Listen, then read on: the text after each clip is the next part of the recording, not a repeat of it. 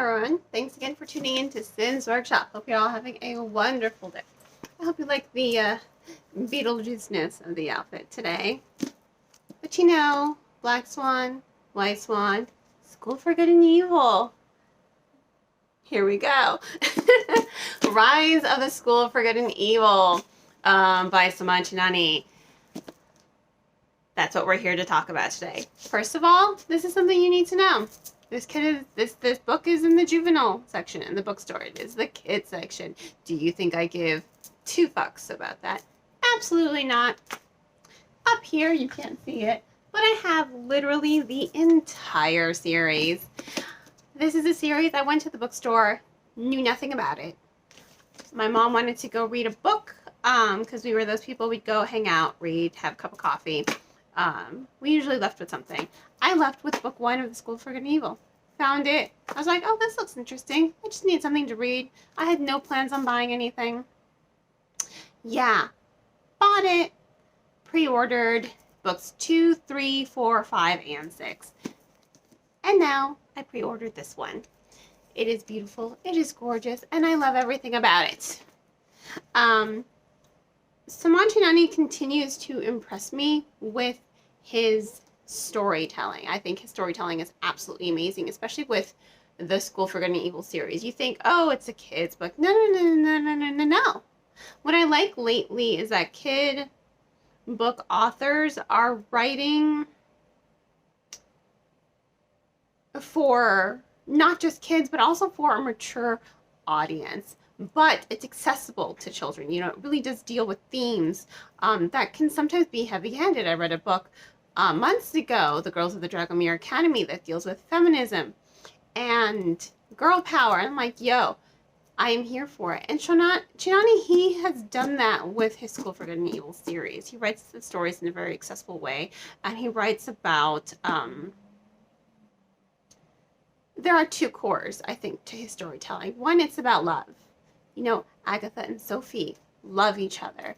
And then you have the love between these two brothers. Honestly, as long as they love each other, betray that love and you will fail the test. Being schoolmasters is a test. The pen is testing them. As long as these two brothers love each other, they're going to live happily ever after forever. That was the test. And I think if you are familiar with the School for Good and Evil series, you know that it didn't exactly end that way for them. Not going to tell you why. I think you should read the series 100%. But that is the direction the series took. And it does deal, again, with love. But it deals with more than that. It also deals with these tropes of what makes good and what makes evil. And it's constantly flipping, you know? If you're familiar with the School for Good and Evil series, the villains aren't always the bad guys, and the good guys are not always the good guys. There's a perfect balance, and I think it's really great that Chinani really focuses that not just with these two brothers, but with the characters of this book. You know, the motto of the School for Good and Evil is evil attacks, good defends, right? What happens when good attacks and then evil defends? It shows that these two brothers, these twins, they are each side of the coin, but it doesn't have to be that way. You can be good and you can be evil at the same time. It's all about what direction you want to take in your life. And I think it's really wonderful that Chinani continues to explore that theme in this storytelling with these two brothers and showcasing the love of these two brothers and showcasing how they get distracted, you know, by loving other people, by thinking they have to fill this void and loving someone else. And it's like, no, you guys are each other's happy ending. Like, oh my God. It just makes me think of Lex and Clark from Smallville. Those two guys. I loved their bromance so much. But I knew it wasn't going to happen. I read comics, or I used to. But that's what the core of the story is, you know. Chinani is once again just kind of flipping those fairy tale tropes on their heads and being like, okay, what defines good? What defines evil? What makes a villain? What makes a hero? And he's throwing all these hurdles at Rafal and Rian. And it makes you think. You're just like, is Rafal the evil brother? Is Rian the good brother? It makes you think about their place at the school. And then you're also seeing the evolution of the School for Good and Evil and how it began as this entirely different new entity and became what readers are familiar with. You're seeing the origins of the school. You're seeing how everything began. And I think that that's so ingenious and it's so creative. And I think the pacing's on point, the storytelling's on point, the character dynamics is on point. You feel the love these characters have for one another. And I think it's really incredible to see Chinani really focus in on that love, because it really does add some maturity to the love, to the storytelling, as well as he's going through and flipping those tropes and analyzing, what makes a villain, what makes a hero. I mean, if you remember Sophie from the School for Good and Evil, she can be pretty heroic sometimes. She is selfish, 100%. She's evil. She's a witch. But, what does that say about me? But, she can still be a hero, and she still will sacrifice everything and anything to save Agatha, because she loves Agatha. Again, that theme of love, it carries on even in this prequel novel. You're seeing how love can be twisted and how it can be manipulated and how it can be ruined. You're seeing how test after test these characters are failing, but they're not at the same time. You know what I mean? You're seeing how they're put to the test. You're seeing how they lose themselves and how they kind of lose each other. But you see that hope at the end, that they can find their way back to each other. That there is, hope for them. I mean, if you read the series, you know how it ends. So, I would love to see a story about that. Another prequel about the war. Getting ahead of myself.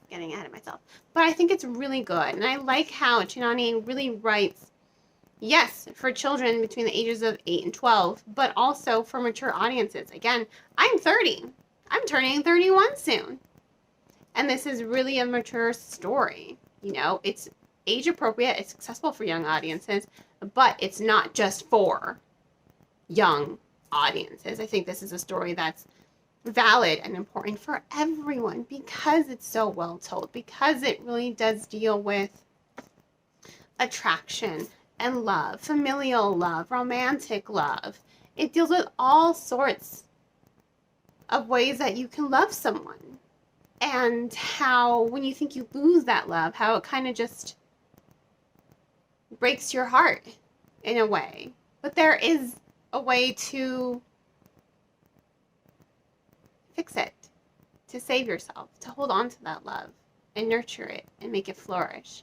So I really do think it's a really wonderful story, and I love the storytelling, and I love the backstory, and I love that we even have the satyrs here. Oh my God, the satyrs. They are such an important part in the School for Good and Evil series, and to see how important they were in the very beginning blew my mind. I was like, holy shit, what? It was so good.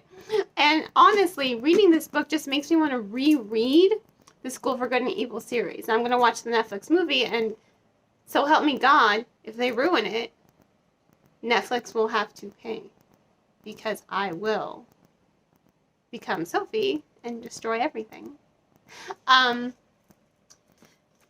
know. Netflix has been pretty good with their adaptations, so I have hope. They better not ruin it, though. Or I'm going to turn into Rafal and raise all kinds of hell. Not just Sophie, Rafal. Rafal and Sophie. That's going to be me. In any case, getting ahead of myself again. I'm sorry. It's a really wonderful story, and I love that we're seeing both of the schoolmasters. I love that we're seeing the history of the School for Good and Evil. I love how we're seeing the evolution of what it means to be good and what it means to be evil. But I also love that we're seeing how maybe we got it wrong. Looks aren't everything. Actions are everything. What you think isn't everything. It's who you are in your core, in here, that defines you as a person. And I think that that's kind of wonderful to see that in this story and to see it evolve and develop and grow. Because it really does add a whole lot of depth to who these characters are and their dynamics and that love that's there. So, I mean, I love it. I loved it. It was amazing.